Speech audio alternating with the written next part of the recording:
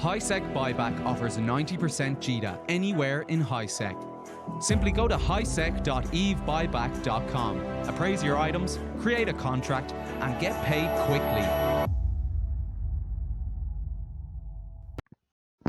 Welcome to Talking in Stations, a show about EVE Online. I am your host, Abbie Rova, and tonight with me is a couple of special guests here. We have Shen. Say hello, Shen.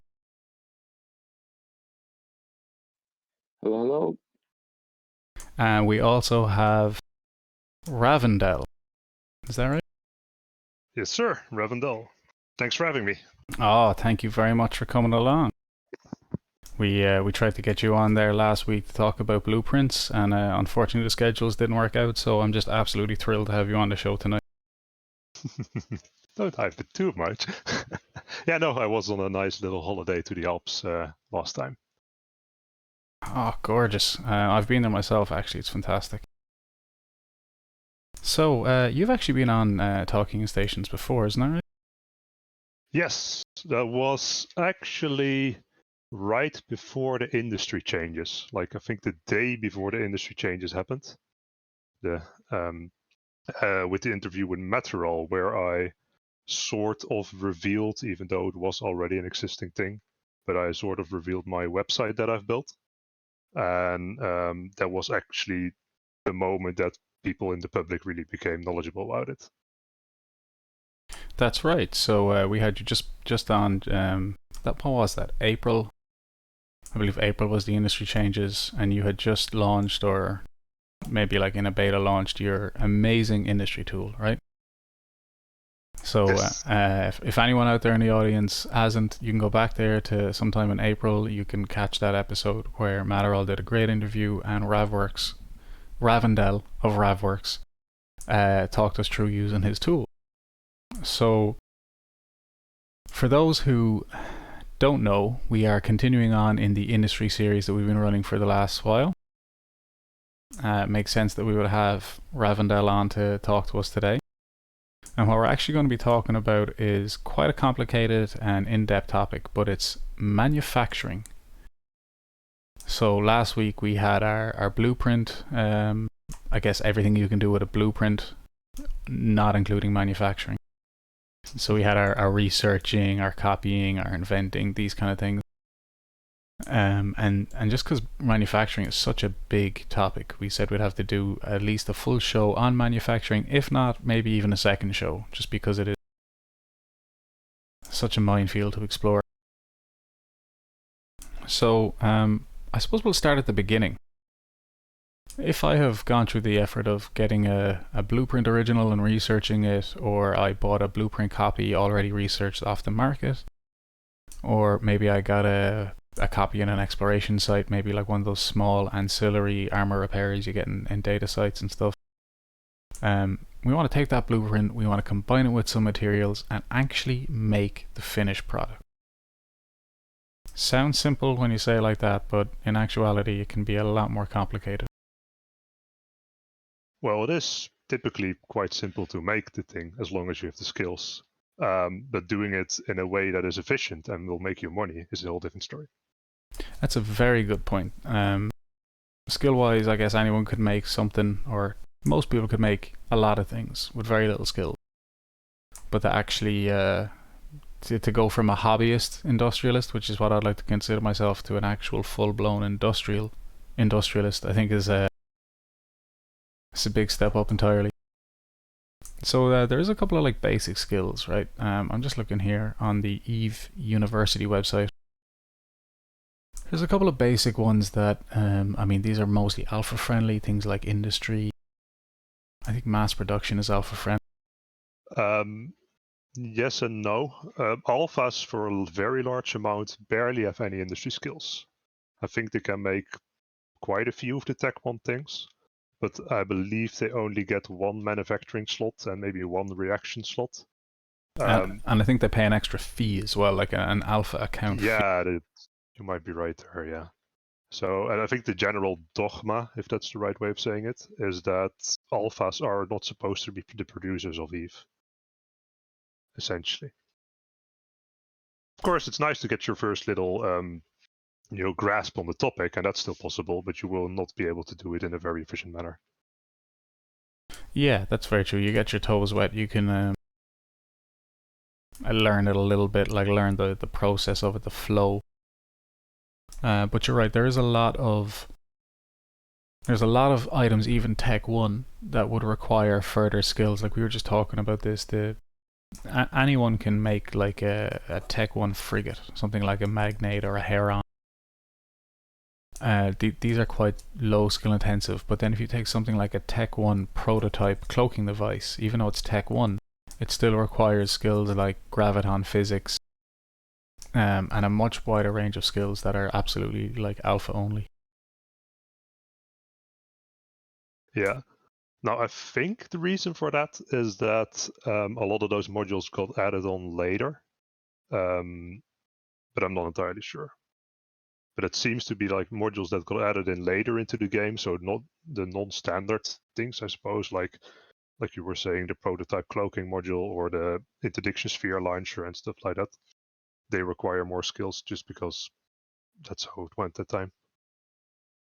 Yeah, I do believe you're correct on that. Kind of these awkward modules that came later in time rather than the basic ship hulls that would have been there from the very early time of the game. Yep. So in order to like take a blueprint and actually make something with it, there is, for a long time there was a very clear distinction, I think, in EVE Online.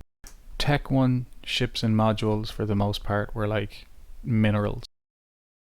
Tech 2 ships were moon goo, and then Tech 3 was like wormhole products, right? So the fullerene gases and stuff that came out of data and relic sites and wormholes. But since these industry changes, they've actually the line is a lot more blurry, right? In terms of like frigate to battle cruiser. It's certainly more complex than it used to be, for sure. Like a lot as well. There is definitely still some general guidelines, though. So, for a very rough overview, any Tech 1 hulls is below battleships are still the same. You only need minerals, and similarly it goes for modules and that sort of stuff. But then when you hit a Tech 1 battleship, it's like, okay, you need minerals, but you also need moon goo, but only the basic R4 moon goo that you can technically also get in HiSec. And then for anything faction related, it's essentially you need the same things to build it as the non-faction thing. But on top of that, you need a what was it called? Some kind of faction module anyway, a faction component. And that faction component you can in turn make with gas, specifically known space gas, so not wormhole gas. On top of the module that you get from exploration. Anyway, there's these different categories, and it boils down to everything smaller than a battleship. Tech 1 is easy, you need minerals. If you want to build a battleship, then you need some minerals, you need some R4 moon goo, and you need some basic pi. If you want to build a faction version of it, you'll also need a module that you make from known space gas and something from exploration. And with capitals, you will, on top of all that stuff, also need some wormhole gas, basically. That's a very short, very probably a bit quick overview. No, I think that's a very good, quick and dirty way of explaining it. I mean, basic kind of ships and modules, frigate to battlecruiser, and only Tech 1. So this used to be back before the industry changes. That would have included, when people said Tech 1, they would have included things like the Estero and the Dramiel. Right?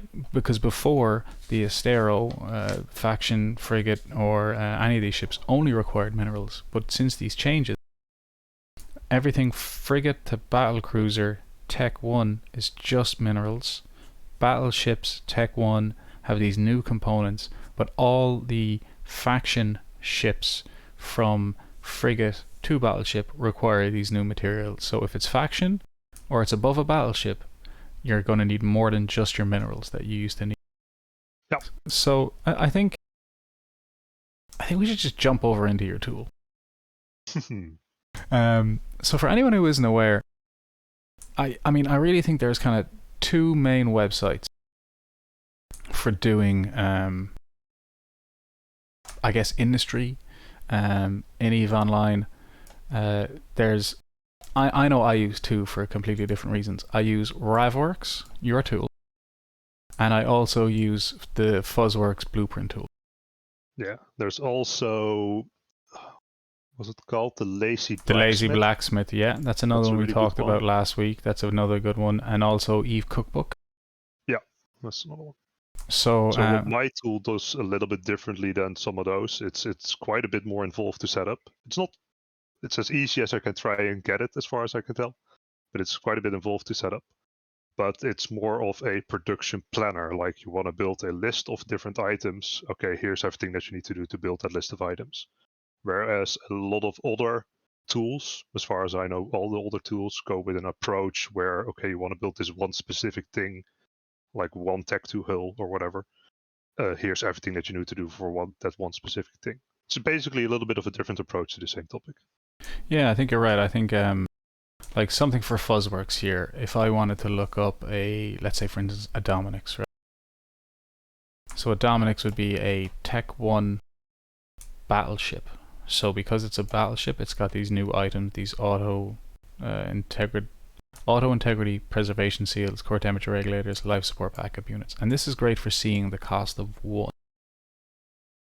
But, yes. And also, sorry, one thing I do like is this skills section, which will tell you the like minimum required skills for manufacturing and then also for inventing. That's quite a handy feature. But this is only great for getting a rough idea on one job, but very rarely in manufacturing do we do one job, right? For a number of reasons, and mostly like rounding errors with input materials and stuff, and blueprint ME, then your rig bonus from your structure. While your product is more about saying, okay, I have this industry facility. I have this structure in this space with all this stuff. I want to make, say, 100 Dominixes and break it down to like all of the components required in your setup. Isn't that right when you talk about here in an industry config? Yeah. So that's the bit that takes a little bit of time to set up, but will certainly be useful to you if you do industry at scale. What the idea with it is, if you scroll down a little bit, it will tell you there will be a button that says set with structures. Yep, here we are. Yes, there you go. So in there, if you click on that, you will open up a menu, and there you can literally mimic the facilities that you have in the game with the ones. So you can basically enter it into the tool, and then using that, it can derive all the different efficiencies you would have for various things. So it would then know, okay, I need to build, or I can build battleships with this percentage modifier on my efficiency. I can build tech to missile launchers at a different way, etc., etc.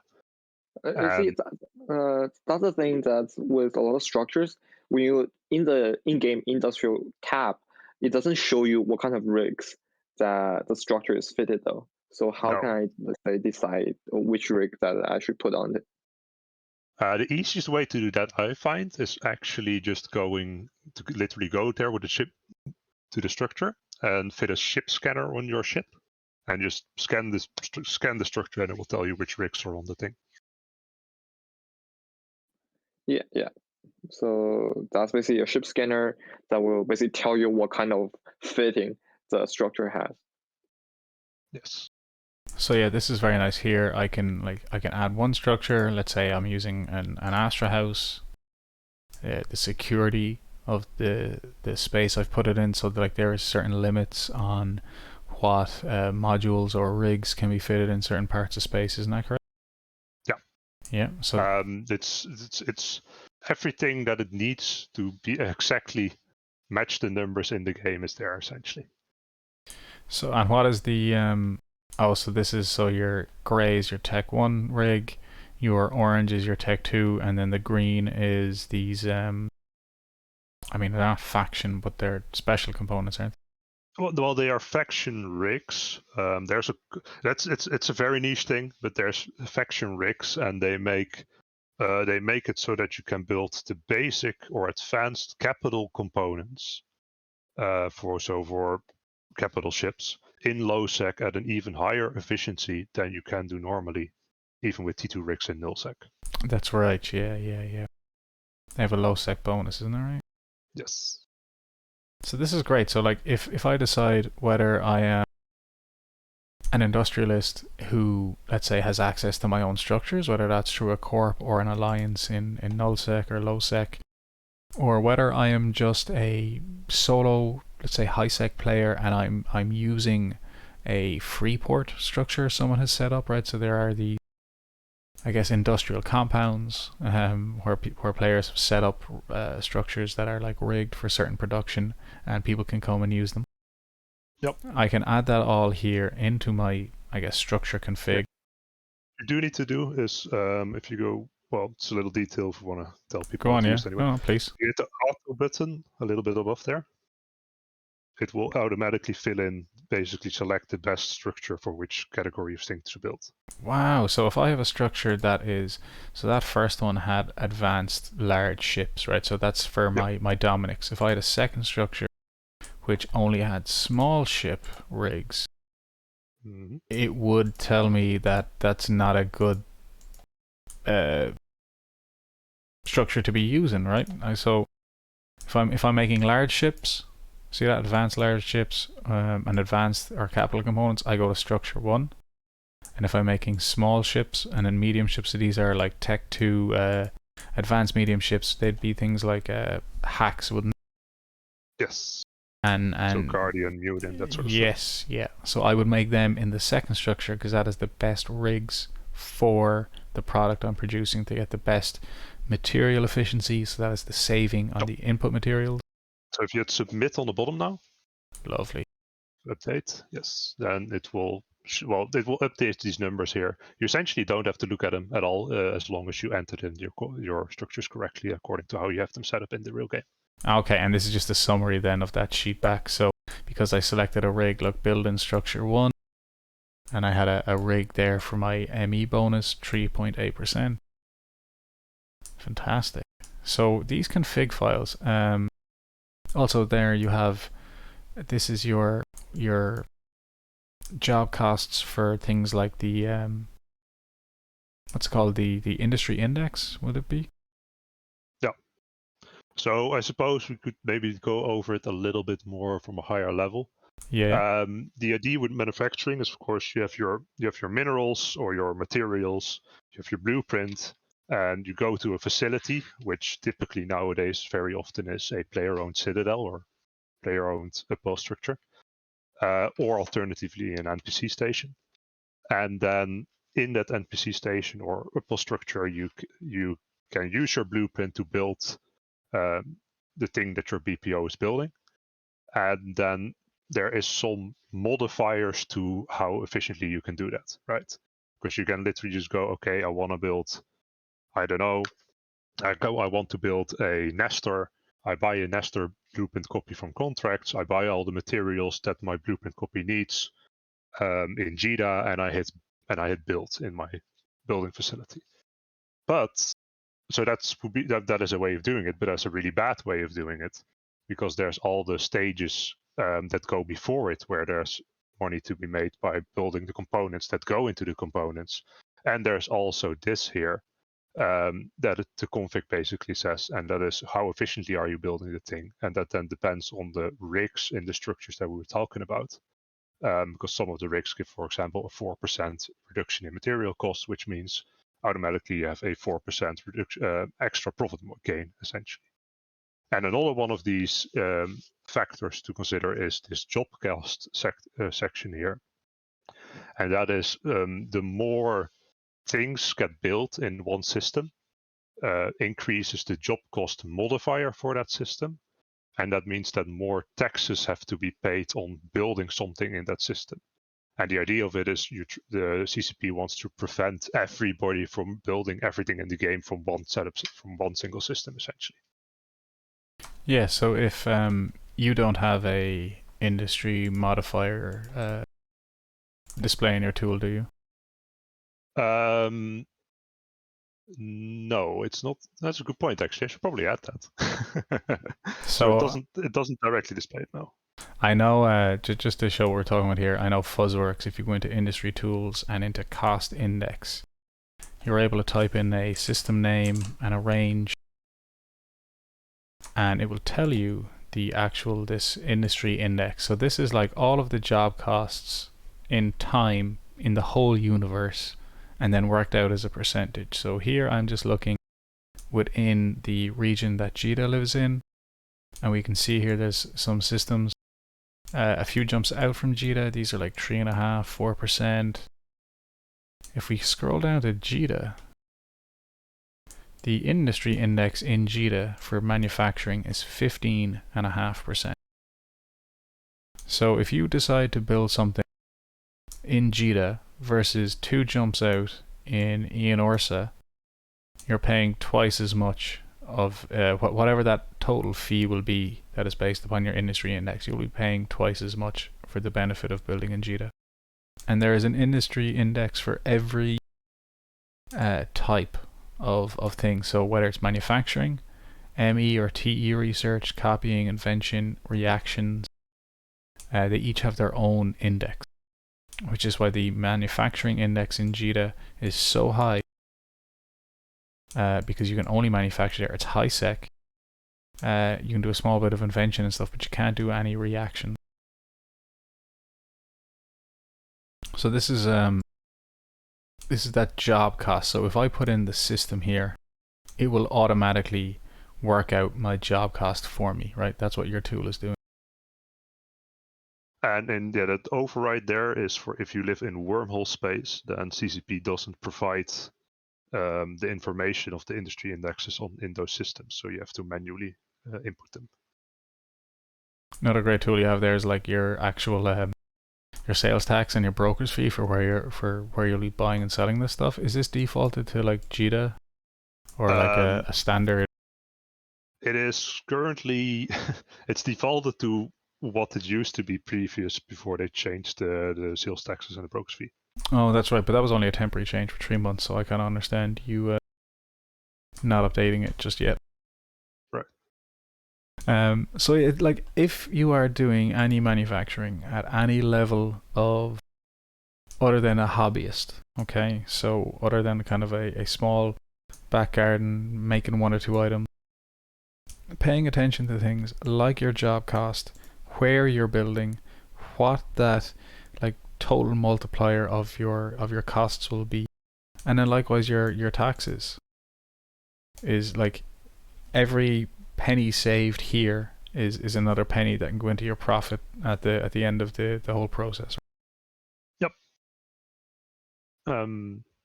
Yeah, it's about profit margin, and I suppose the other side of it is the time efficiency, because of course if you have a market that at least can carry the total amount that you're building, then building everything quicker also essentially means more is sort of similar to having a higher profit margin. That's very true. Yeah, if you can run an extra 10 manufacturing, like if you're building 100 ammo and you can build 110 ammo in the same amount of time, it's almost like a 10% increase in your like ISK per hour in terms of industry like throughput. That's very good. So I guess if you really want to, if anyone is like really says, okay, I'm actually going to try manufacturing, I want to get into manufacturing, like a tool like this, whether it is configuring your own industry config here, whether it is a tool like Fuzzworks, the Lazy Blacksmith, Eve Cookbook, Eve ISK per hour, these are all similar tools that can offer a lot of the same features and functionality. One thing I really love in your tool is the tree view. Tree viewer. Yeah. So this is beta, and for beta it is like I've yet to find a problem with it. Yeah, no, it was labeled beta because I assumed there would be a lot of bugs in it, but it's remarkably stable, so it's essentially the finished version. It doesn't lay some things out very nicely. And if somebody has a better idea of how to lay it out, I'm actually all ears. But you'll see. It's nice. So one ship we mentioned earlier on would be the Estero. I'm gonna leave the material efficiency at 0 just for now, just to like show what it can do. And I'll hit submit. Now, so this is no config found, so it's using the default. So in terms of input materials required, if I had a 10% rig in a structure I was using, these requirements would drop, right?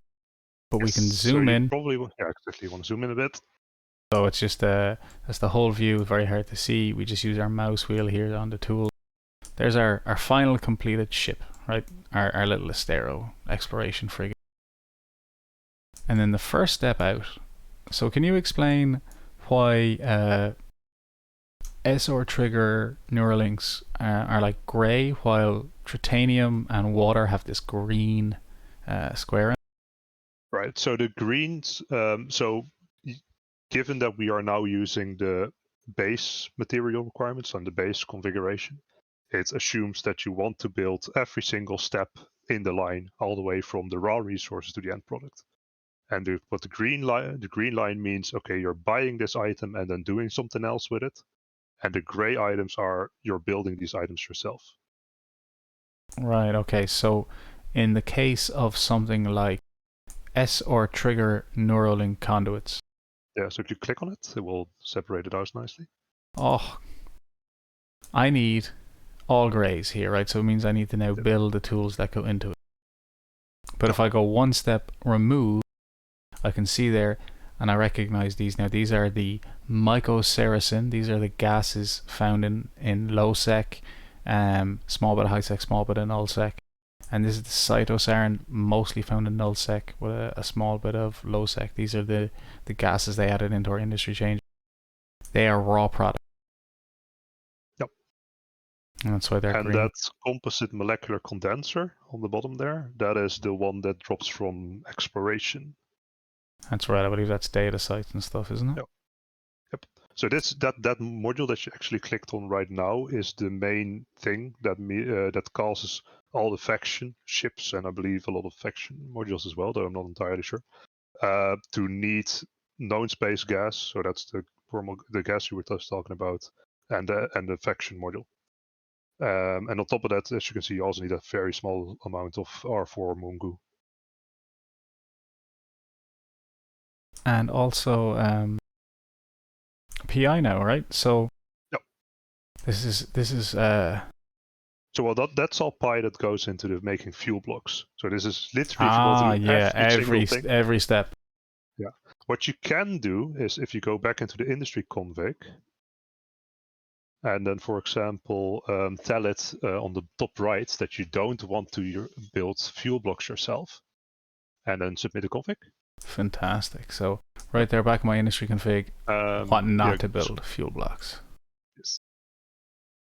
And on the tree viewer, and then go back to the Estero. And now if you hit apply config, there, hey. now it tells you, hey, you're only buying this fuel block, so you don't need that other stuff. And what's really nice is you still show it there, so like I can still be aware that it's like, okay, that's involved in the process in some way. Zoom in there. And you can also do this with any of the intermediate steps. So you can also say, okay, I don't want to build this this faction component that we were talking about just then myself. So you can tell it, okay, I don't want to build that, and then if you don't want to build that, then on the bottom on add to blacklist. For example, and type in that module name was like SR trigger, yeah. Yep, and add it. And I submit the config again. So this is great. So I'm actually, like, let's say I have the materials to build the other tools, but not that one in particular.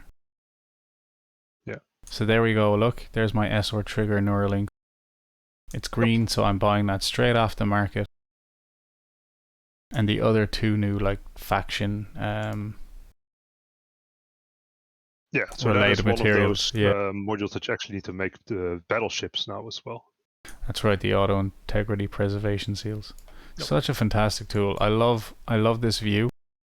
I think one of the hardest things with industry is actually trying to I think two things: visualizing the chain of your config setup, like your structure, where you're building, how you're building it, what structure, what rigs if you're outside of an NPC station, and then actually just looking at all the materials and seeing how they all fit together. And what's really nice then as well is this material efficiency. So the Astero is not a good choice because it is we don't get blueprints we can research, right? No. But something like a Tech 2 ship. So let's go with I think a Redeemer is the Amar. It's the Amar Black Ops. Yes. So this would be this is both battleship. So because it's Tech 2 battleship though, so it will be quite involved. It will, yeah. Wow, look at all that. So this is amazing. I love this. Here's my Redeemer. I need like the ship, the actual Abaddon itself, and see everything that goes into just making the Abaddon. Or the Armageddon, sorry, my apologies. I mean, also with T2 ships, you don't really get a choice of your ME. It comes in with the invention process itself. Yes. So if you had a blueprint you invented that happened to have, let's say, ME1 versus using your decryptors and getting like an ME4 blueprint out. Right, so that is possible, correct? Yeah. So, I think when basing on decryptors, the maximum material efficiency level you can get is 5. Anything higher than that is originates from a BPO, I believe. Yeah, that's correct. So you do it with the process decryptor that you can get it to ME5. No. Someone asking there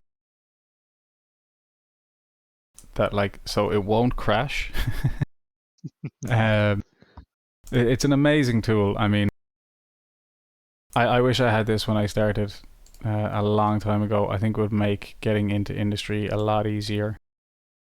And just trying to visualize the chain, because a lot of tools just work on the raw numbers without kind of this context of here's my finished product.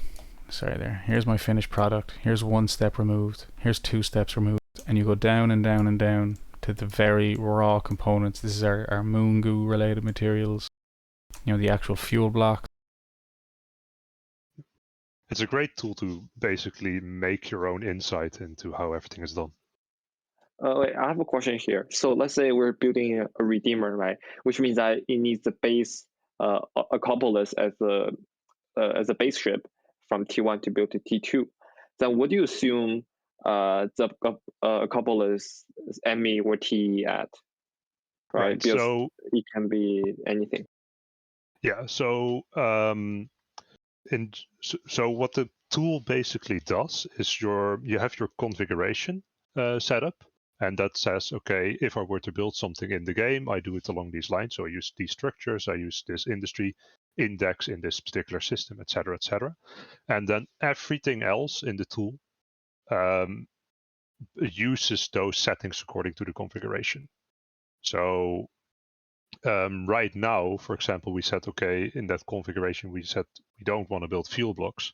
So that means that when we look at the profit margins in the tool, or when we look at the production planner, and we want to make a production plan where we build an Astero or something else in these fuel blocks, that will already all know, okay, you don't build fuel blocks yourself. Therefore, we don't include that making the fuel blocks in the price, etc., etc., etc. So you have to config, and then everything else uses that config to produces it numbers for how much profit you actually make, etc., etc. Your question about the efficiency of the material that goes into the end product. So in this case, that would be an Armageddon that goes into the Redeemer. For those, it is for mostly my simplicity, though that might change in the future update. it uses any material. It assumes that you have a maximally researched blueprint. So for a redeemer, you say, okay, I have a redeemer BPC here, and it is a material efficiency of 4, for example, in this case. But then for the Armageddon, it assumes you have a maximally researched Armageddon BPC. So that would be a 10 ME blueprint. Again, that might change in the future, but that update is not quite live for now. So speaking about profit margins, I guess like if you were starting out as an industrialist, a long-standing piece of advice has been like start small, things like Tech 1 ship hulls or ammo or some modules. So if I just went with something like,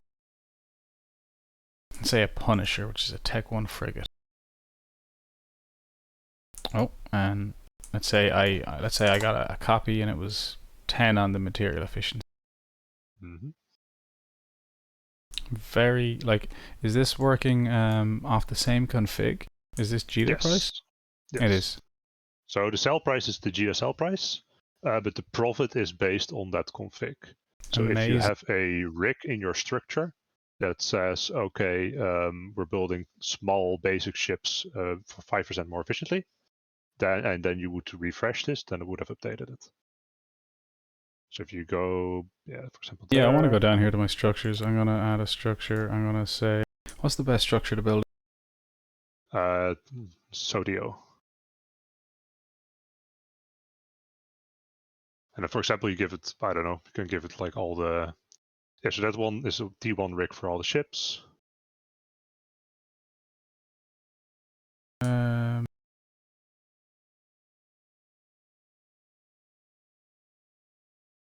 Try that one. Let's just add this. Sure. And then need to auto and update and close.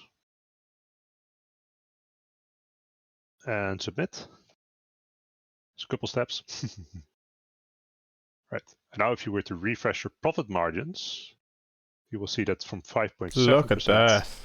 It's 9%. 10%. Wow. That's amazing. And similarly, if you, for example, enter in a Guardian, right?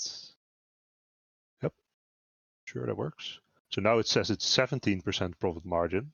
But if you go back to your config and tell it that you don't want to do reactions, for example. Oh, very good. Right. So these would be hybrid reactions, I think. I think composite. Composite, okay. Yeah. Oh yeah, hybrid is wormhole. Yep, that's correct. So then it goes from 17% profit down to 1.7% profit. So that really tells you like, okay, I really need to do the reactions to build the Guardian. Otherwise, I'm essentially not making any money at all. Yeah, one point. I mean, profit per hour over here. This is a tool that often industrialists will use. So if I have a slot that is taking up doing a job, what is my profit? What is the total runtime? And so what is my profit per hour? And so like that is a huge difference from 17% down to 1.7. That's a very easy way of telling that like 16% of the profit is in the reaction.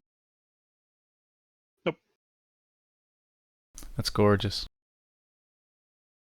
I really and mean again, everything else will take account of this as well. So if you, for example, go into the production planner and now tell it that you want to build, I don't know, 4 basilisks or something.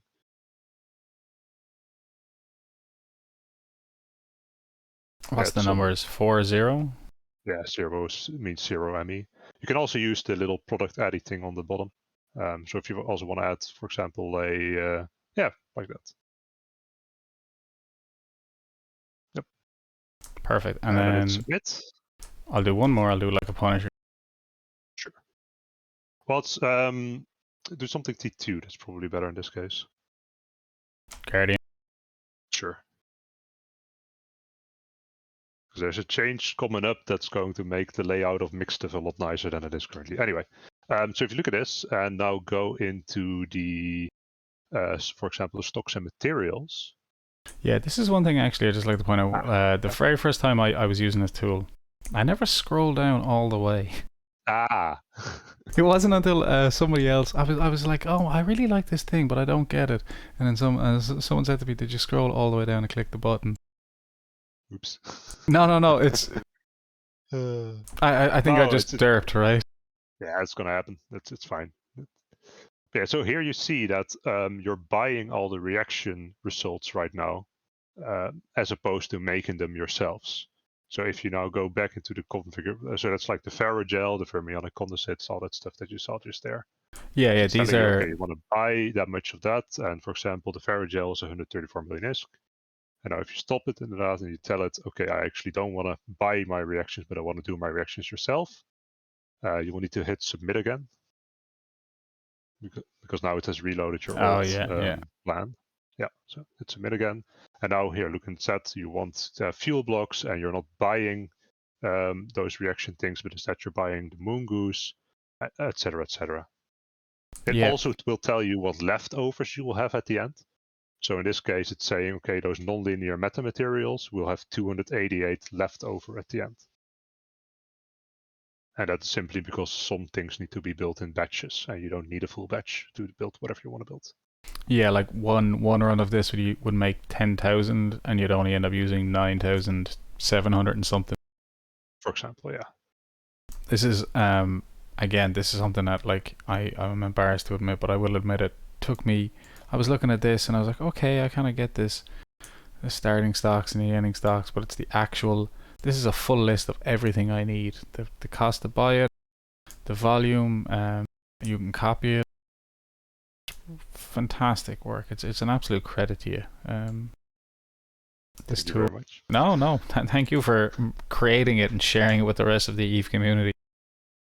So let's just I guess very quickly to jump back to the flow of things. If I'm just want to try it out, do a small bit of industry using a config that would be for if you don't have access to your own structures and you're using someone else's, setting up for the industrial complex in Ian Warsa. I believe the Tranquility Trading tower, that group has a bunch of structures there for building. Setting up the correct location so you get the correct job cost, very important, so your tool can work properly. Yep.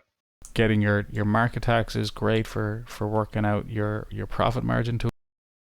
And then once you decide on something you'd like to build, whether it is simple Tech 1 ammo or hull, this production blacklist and crossing off the things that you're not going to be building and that you're going to be buying straight off the market. Those are your three important steps. And then the budding industrialist can jump into either a tree view to get an idea of one simple, okay, if I want to build one Punisher, what's it going to cost me? Okay, and then you can change the material efficiency and with your config. I apply my config. We can see how the values change. So one thing here, you see there are decimals. Yes. How decimals counts in game? Let's say, do they round up or do they round down, or if it depends on over 5? So it's a little bit of a detail.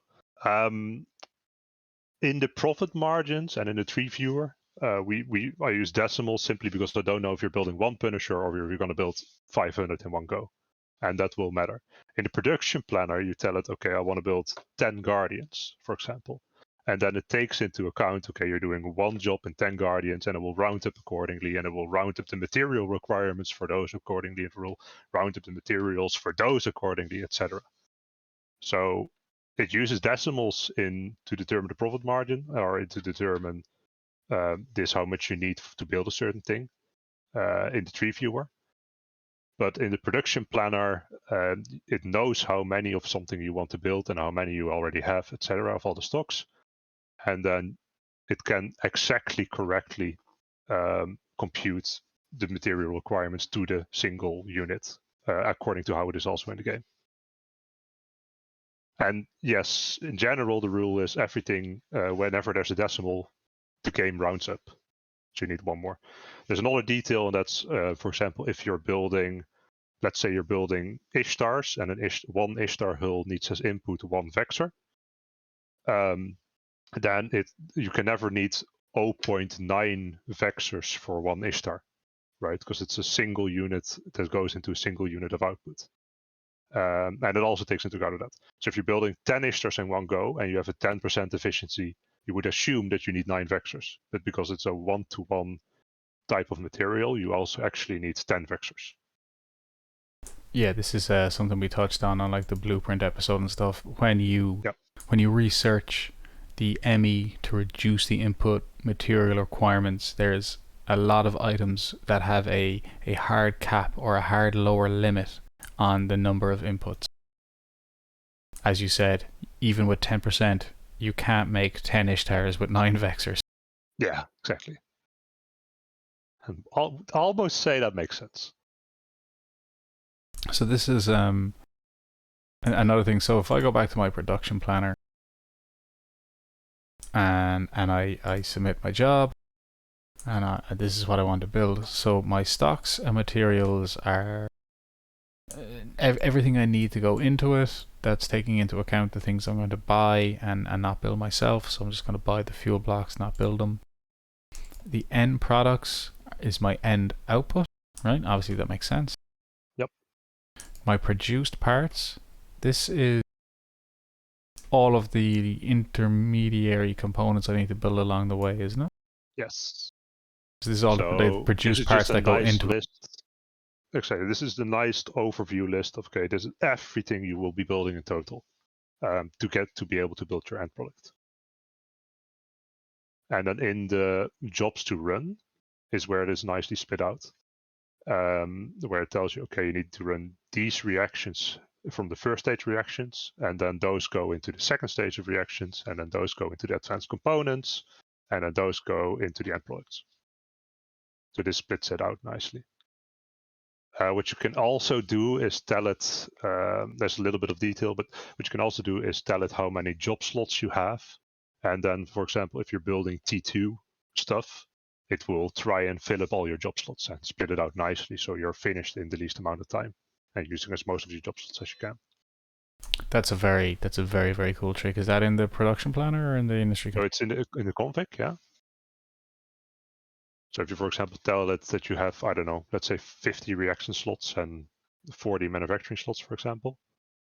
Oh, right here in the middle. So Tech 2, Yep. Tech 3 mode.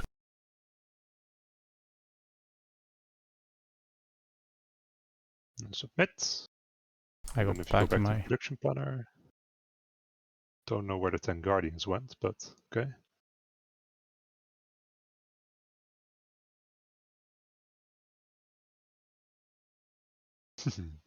Guardian Vexor, that's a special one. Yeah. So now if you now see you have duplicates of a certain job, and each row is one job you'll be doing. So in this case, it means, okay, you want to do 5 jobs of sulfuric acid reaction formula, each of them 17 runs, taking 1.7 days. I'm costing this amount. Yeah. That's, I mean, for people who are seriously into their industry, 5, 10, 20 accounts or characters all running, this is how they would want to do it. They would absolutely break it down by reaction for the max amount of runs for the minimum amount of time. Yep. This is fantastic.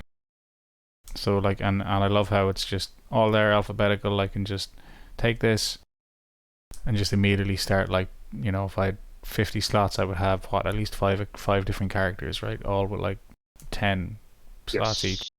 Yeah.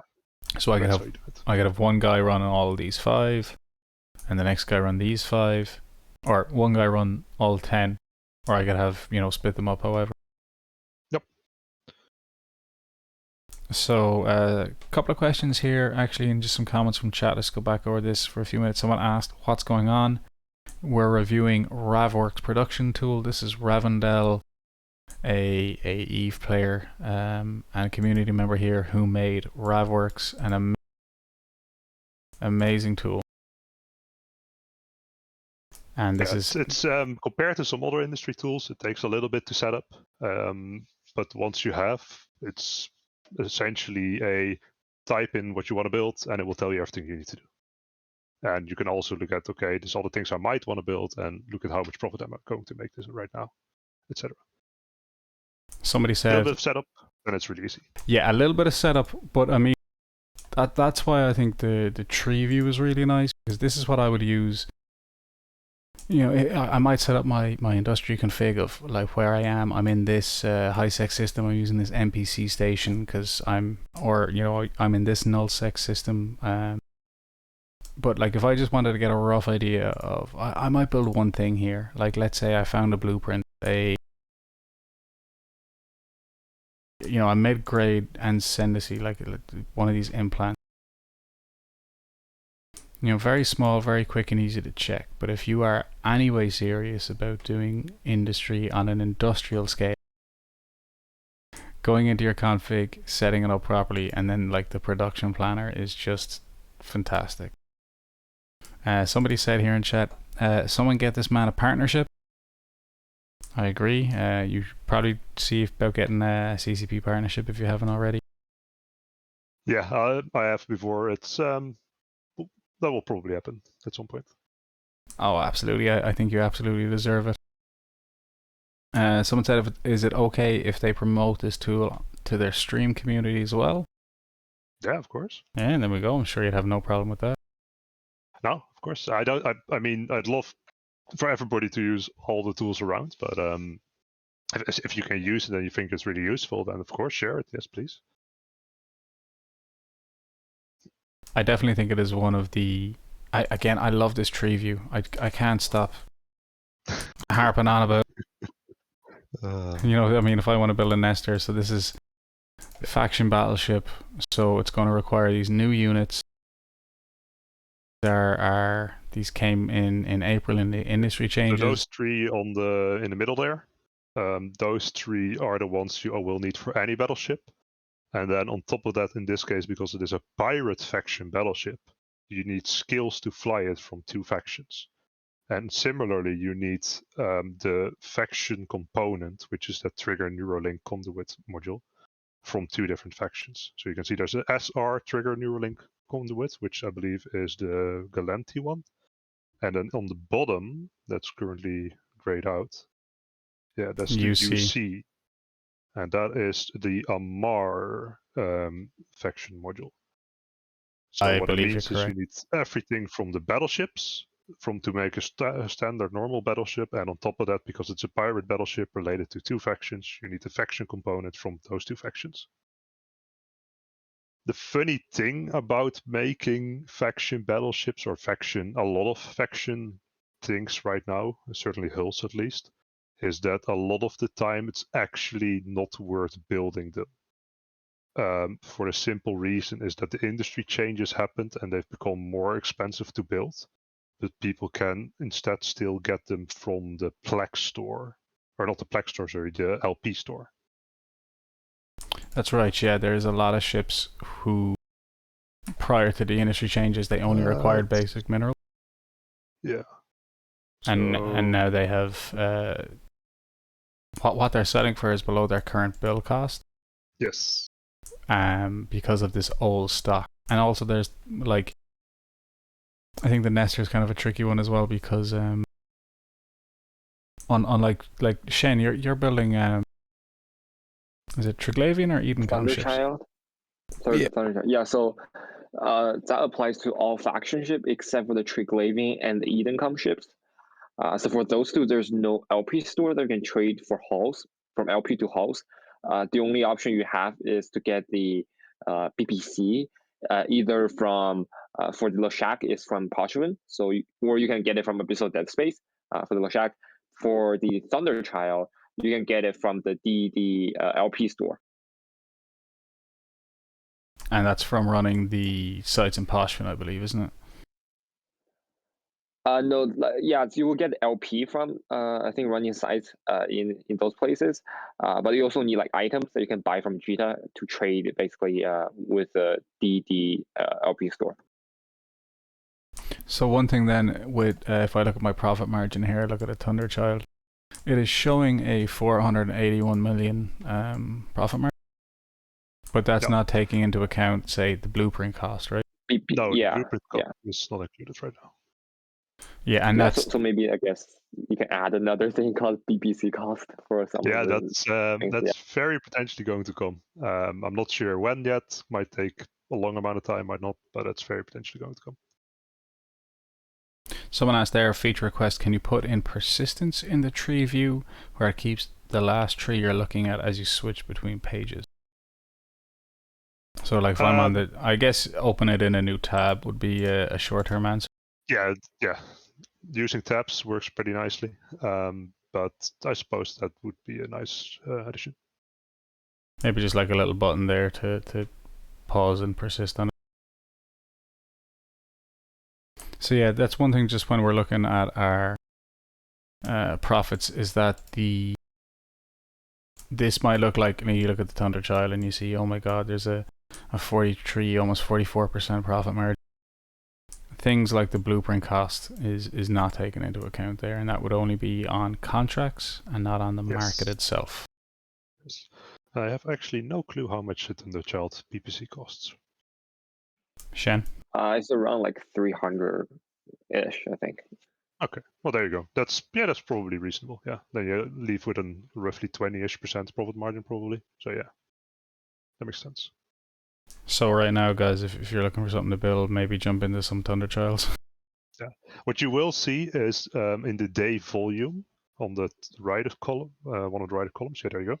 It will tell you how many are sold every day in JITA, or well in the Forge region specifically. Essentially JITA. So it tells you, okay, in total there is 5.6 Thunderchild sold per day on average. So that means that the total market throughput for that item is about 6 billion ISK per day. Which means that you probably don't want to build more than 2 or 3 Thunderchilds, or even more than 1 Thunderchild a day, because it's going to be hard to actually sell the things. Yeah, I mean, if you just made 100 instantly, that is like 20 days of for weeks and weeks. It's amazing. Thank you so much. So I think if anyone is out there and is like interested in getting into industry and is thinking about it, like do we want to give some quick pointers or suggestions of what they think might be a good thing? Like we mentioned ammo is always kind of like an easy recommended one. Tech 1 ammo, it's used a lot, it's blown up. It's always a good throughput of it. Yeah, look for so in general modules and smaller items tend to have a really decent profit margin, so that makes them nice to start out with. So stuff like ammo, stuff like, for example, the warp scrambler. The only thing is, of course, if you want to make a lot of money with it, for example, enough to plex your account, you will need to sell a very large number of them. So that's the but yeah, what you will probably want to start out with is things that have a very high profit margin, and then later on you will swap over to either something else that is like a larger amount of ISK per hour of throughput, essentially. And as well, what you can handle with your skills and the number of counts, the number of manufacturing slots you have, or whatever. Yes. Um, what you will find if you want to do industry as one of your main things, it scales very much. So like the amount of additional effort and hours of time juggling items around. If you want to build 5 times the amount of stuff, you maybe only need 2 times the amount of time, right? Or less. Yes, it's a bit like market trading like that, isn't it? Yeah, exactly. Market trading, I would say, scales even better. Like if you have absolutely trillions and you want to still make more money with that, it's probably more along the lines of market trading on some kind of other weird thing. Anyway, I don't have a clue. I don't have trillions. If you want to, but for industry, it scales really nicely. So what I tend to find myself actually, or what I did myself, is I used to get a lot of my money from just ratting or running the escalation sites in nullsec space. And then I used that to start up my own industry endeavors so that I could already start at a decent skill and know that, okay, I will make a nice amount of money without juggling around for items for a very long time for a not so very high amount of value. Yeah, it's a very good point. One thing I'd like to just touch on very quick while we're here is skills themselves, because I don't know of a good tool outside of the game to very quickly and easily check the skills required. I mean, maybe the fuzzwork. If you wanted to build, let's say something a bit bigger, like a. Let's go back to our Redeemer, right? Because the Redeemer is a Tech 2 ship, so it is going to require a hell of a lot more skills to build. So just for manufacturing it alone, at a bare minimum, you would need Industry 5 Advanced Ship Construction 1, Amar Starship Engineering 1, and High Energy Physics 1. I think there's something to do with these skills which might make it slightly better, or is that just to do with invention chance and stuff? So way back when, it used to be that the skills also give you an extra efficiency in how many materials you need and therefore the profit you'll make. Nowadays, the skills only have a minor impact on how quickly you can build the item. Oh, okay. So in general, as long as you can build it with your skills, you're fine. You don't need very high skills over that at all. Thank you. You just need to want the minimums. For invention, there is, if you have higher skills that are required for invention, then you will have a higher success chance for your invention job. And therefore, you will need slightly less materials to do your invention job and therefore get your output more cheaply. Not just quicker, but more cheaply. And but that is in general, whenever you're building something, the total amount of cost that you spend on invention is not very large at all.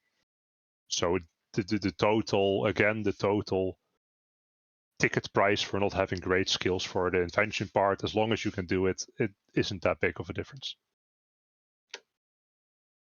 Cool. I know there's so when we get down into Tech 1 production, for the most part is, you know, your basic industry, mass production, or whatever. Actually, like basic industry will cover where are we? The basic industry itself, or like advanced industry, will cover a lot of the skill requirements for a lot of stuff. Mass production and advanced mass production is additional job slots. Yeah, those you will definitely want to have. Absolutely. And supply chain management, this is a handy one. This just allows you to do your jobs from a distance. So if I had that trained to level 3, I could do my jobs from 15 jumps out. So I wouldn't have to travel exactly to the station. I could, like, you know, if I had 3 or 4 stations and 3 or 4 different systems in a little pocket, I could just go to one and manage them all from afar, which is really nice. And it's up to regional wide in at level 5. When we get into I'm going to skip the Cosmos manufacturing extra required skills because that's very niche. But in terms of Tech 2 production, because we were looking at the Redeemer, for instance. Mm-hmm. So when we were looking at a Redeemer here, okay, advanced large ships, starship engineering for Amar and high energy physics. This falls into a huge category of skills. If you are getting into T2, whether it's invention or production, you will always need, if you're making T2 small ships, you need advanced small. That would like frigates and destroyers. Medium would be cruisers, and I believe battle cruisers. Yeah. Large is battleship. And advanced industrial is your orcas. No, sorry, that's capital. It's your Tech 2 or Tech 2 haulers, right? Yeah, so bustards and that sort of stuff. That's right, yeah. So you'll always need that skill for what you're making. Then you'll need like a racial skill. So if you're making Amar Tech 2 hacks or Galente Tech 2 haulers. And then you also need kind of one or two of these thrown into the mix. So what you will see is if you go back to the blueprint calculator from Visworks. Visworks, by the way, the reason I called my program Ravworks, because he inspired me to. Well, his website was my original inspiration, basically. Anyway, so if you look in over here, you can see the skills that you need to build the battleship. For example, industry on the top, it says you need level 5 industry, and then you also need advanced large ship construction 1, a starship engineering 1, high energy physics 1. What you'll find if you want to look at T2 production is there is 4 or 5 or so science skills that you need to have the maximum level at, and then which is quite a bit of a train. But then after that, there's a lot of other ones you only need to have to level 2 or 3. And then if you have that whole set with that one character, you can build every single advanced component and every single Tech 2 item essentially in the game. And in total, that is about, if I remember correctly, 60 to 80-ish days of training. If you also want to include like the training. So from a brand new character to being able to do essentially all the Tech 2 manufacturing with 10 industry slots is about 60 to 80-ish days of training. Oh, that's not too bad, actually. I thought it'd be like, considering you can get that sale, I think it's ending now, today or tomorrow. I think downtime tomorrow, so maybe in like 8 hours, 10 hours. That multiple character training certificate, like 2 or 3 months of that would get you up and running, and then. So given it's 2 skill queues, essentially that one for 3 months, you can get 2 characters up on one account from 0 to being able to build any T2 thing essentially with 10 slots. Yeah, and if you knew what you wanted, you could go one character like Amar based, you could do a second character Galente based, for instance. Yeah, there is a lot of overlap though, so if you can do the Amar stuff, it's very easy to also be able to do the Galente stuff. Yes, I think, and then is it Kalarian Mimdatar can have a similar overlap because of like shield and armor. But they all 4 have an overlap when it comes to those skills, if I remember correctly. There's like the core skills that you need, which are the big train, but you need those core skills for any faction essentially. So as long as you can do one faction, it's pretty easy to be able to do all 4 the factions. That's a different story when it comes to T3 manufacturing, in which case training for one faction is very much a thing. Yes, yeah, that's a different story. That's right, yeah. T3 is you train for one essentially, and then you have to go very deep into it. So while we might get away with level 1 Amar Starship Engineering for our Redeemer, our Tech 2 battleship, if we wanted to make a Legion, that probably needs to be at like 4 or 5. Yeah. And same, we wouldn't use large ship construction, we would use medium ship construction, but that's gonna, instead of being at level 1 for the Redeemer, would have to be at like level 4 or 5 for the Legion. T3 production, whether it's the cruisers or the destroyers, is quite skill intensive. Very much so. It's like the next step after Tech 2. If Tech 1 requires very little and Tech 2 requires a medium amount, then Tech 3 is at the higher level. Yeah, that is specifically for skills, so it's pretty expensive to get a new character, or just in general a character up to being able to do T3 manufacturing. When it comes to like the mental number of steps needed to build something T3, it is actually in general easier than building something T2. That's very true. Specifically because there's only 1 step of reactions for T3, whereas there's 2 steps of reactions for anything T2. And almost all the materials are wormhole based. So I just dragged up a Legion there on your tool. These are the wormhole gases are fullerite. Small amount of materials are minerals. And then these melted nano ribbons are salvage and stuff. So when you talk about Tech 3 production, it is almost entirely sourced within wormhole space. It's just a shame it is such a large skill. Tech 3 BBC, they were kind of talk about this during last week's episode about BBC. That is.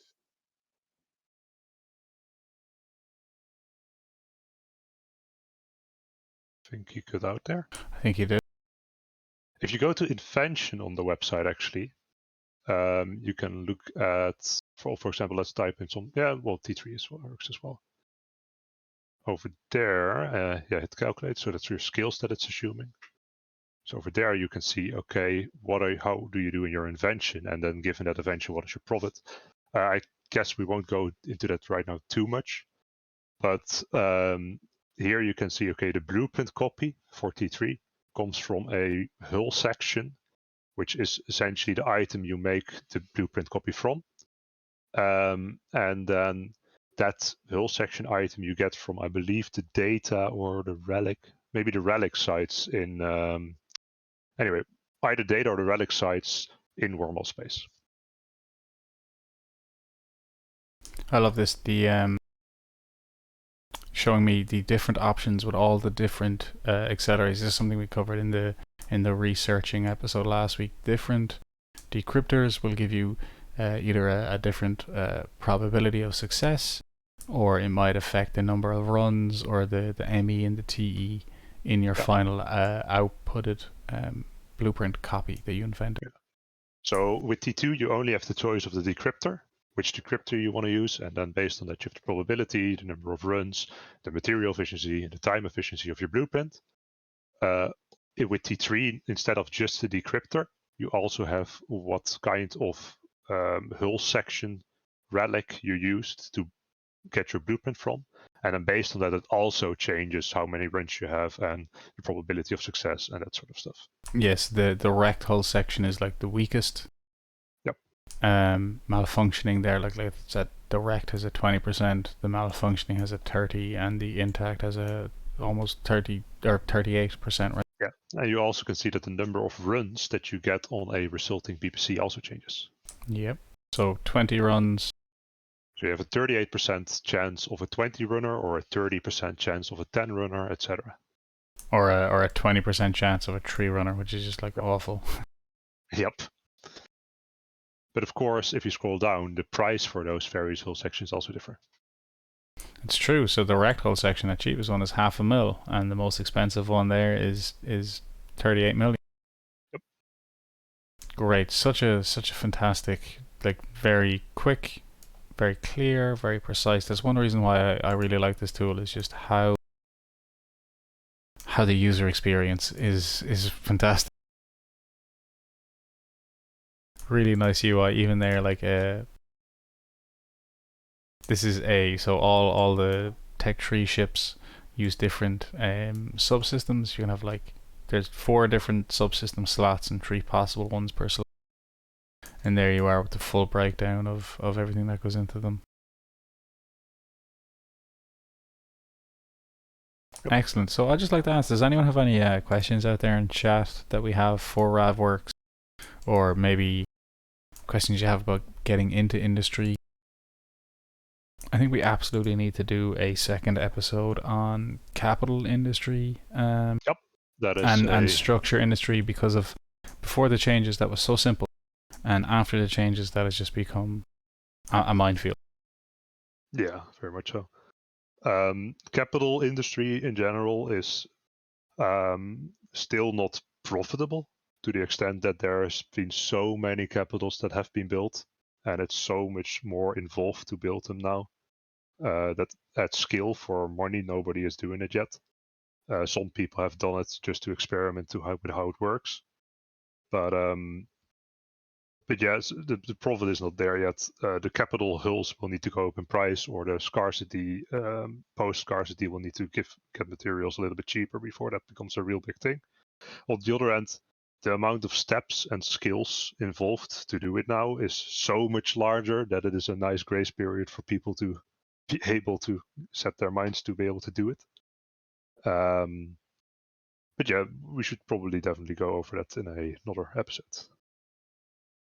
Yeah, I think all the extra steps, I mean, before building something like the Revelation here, would have just used Tech 1 plain minerals from ore mined in, either all in one nullsec or throughout various known space, but just ore, straight ore. And now we have gases that come from K-space, particularly low sec, We have materials that drop in data sites. We have all these new reactive materials. We have the number of the actual amount of minerals that went in has been lowered, and also because a Revelation is a capital ship, they also require these wormhole gases now. Yes. Which is just crazy. If you want to go for, I don't know if we should keep this for next time. Yeah, maybe we should. Otherwise, we're going to get lost in the weeds. Shen, are you with us? Or are you gone? I'm still here. Yeah. Is there anything else you'd like to add in towards the end of this manufacturing episode, or anything big you think we left out? I don't think anything big. I think we touched on a lot of things, right? Like T1 production, basically for ammos, for drones, I guess, for the same as for ships, a lot of times. So, I mean, industry in itself, I would say, is adding values to each layer of industry that you do, right? Like the tree view that we've seen, right? Each steps on the way will add values to the base material, and that's what I feel is the core of industry. Yep. So in general, the more steps you can do locally yourself, the higher your profit will be. That's almost a given. And therefore, everything that's more complex to build is typically has a higher profit margin on it. So Tech 1 manufacturing is typically only one step. You have your base materials and you go into, and you immediately have your end product. And therefore, it's only one step, and it's likely not going to add a large amount of value and therefore profit. But anything beyond that, so that is battleships or capital. So I mean, going in with that kind of mindset, when you look at the changes for the capital construction or the capital ship constructions, it gives a lot more opportunities for, let's say, if you're an industrialist, to build a lot of things. Yeah, I think there's a lot more opportunity cost. There's a lot more money to be made along the way, but I absolutely think there's a key difference between making a profit with an industry activity and then making a profit because you bought something cheap and then did an industry job and then sold it. In a sense, like if you buy something for below market value and make something, you haven't really made money with your industry, you made money with your smart market trading. Yeah, so it's a step you can do on top of it. That's actually how I started as well. So instead of just going around and buying materials in the market when you believe the price to be low, or you know that something is going to happen and the price will go up later on, essentially classic market trading, you can, on top of that, add this step of, okay, I'm buying things when I expect them to be low, doing something else with them and making something else. And then in the end, you will have another item to sell that you have both this market trading advantage on and this industry advantage on, and that will give you an even higher profit margin. Therefore, also, if you are able to get your materials to build whatever you want to build with buy orders, it tends to be quite a large extra little benefit on your profit. Someone was asking there in chat what the build cost is on a material. Yeah, way too much. Yeah, what's going on? That is because of the industry changes, making it so that, well, the new faction battleships and the faction modules, well, anyway, a lot of the things that require those faction modules are very expensive to build. To the point that you can, instead of build them, you can get them from LP. And because you can get them from LP instead, that is so much easier to do. That building, going the manufacturing route is disadvantageous. Yeah, so this is something where we will have to wait for like the massive surplus of pre-industry changes materials to be blown up, and for prices to stabilize, and I guess for more industrialists to make more of these components, for more harvesters to harvest more of these components, and with the the next industry or the next quadrant coming with the potential industry changes to orcas, rorquals, and the mining rebalance. It remains to be seen where the prices kind of settle for a lot of these components. Yes. So in the case of pirate battleships, I'm not entirely sure to what extent people get them from the LP store. But for example, with a Navy, let's say an Osprey Navy issue, you will probably also find that the price of the thing is actually quite a lot lower than the profit, than the build cost. I mean, so if you want to try that out real quick, perhaps an Osprey Navy issue, for example. Yeah. So what you can see here is that the Osprey Navy issues are only selling for 70 million ISK, whereas if you want to build one yourself, it is 68 mil plus 75. It's like a roughly 140 million ISK. And the reason for that is that the new faction components that you need to build an Osprey Navy issue now versus in the past are really expensive to build right now. Combined with the fact that you can change a normal Osprey hull into an Osprey Navy hull from the LP store using factional warfare. And that keeps the price low to the extent that it's actually not buildable at a profit right now from a blueprint copy. Yep, and that's kind of outside the hands of all the industrialists, right? That is. Yes. Yep. I mean, basically, please don't get involved in building Osprey Navies. Yeah. So I don't know to what extent the same thing counts for Macarials as well, because I don't actually know how many people, or if it's, because I believe you can get Macarials from an LP store directly without having to build them yourself. I'm not entirely sure. Yeah, it's from Curse. Okay. The Angel Cartel. Angel Cartel NBC region. Yeah. So I don't know to what volume that is being done, but but that is potentially one of those things that is keeping the sell price that much below the build price. That and also potentially existing stocks from null blocks that use Macarials as a doctrine. Just checking there on the Alatha website. You can get the Macarial. You can get the hull or like a BPC, right? Yeah, don't get the BPC. No, trade in the hull. You do have to then move a hull from somewhere in nullsec to, I guess, wherever your market is. But it would absolutely be cheaper than, don't buy the BPC off the LP store and then try and build. I think that's kind of all we have time for today in terms of a kind of quick introduction to some of the Tech 1 and maybe touching on a bit of the Tech 2 industry. We will absolutely have to come back and revisit this for like a capital conversation and then structures and some of these bigger tools.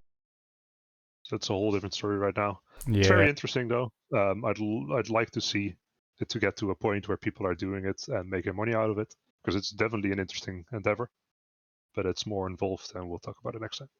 Absolutely. Once again, Rav, I would love to thank you for coming on, taking your time to explain this amazing tool you've built for us, ravworks.com, and also thank you for this tool itself. I mean, from the production planner where you can plan out whether this is 5 hulls you were making for your court mates or whether this is 1,000 hulls for like a nullsec doctrine, you can plan it down to the T.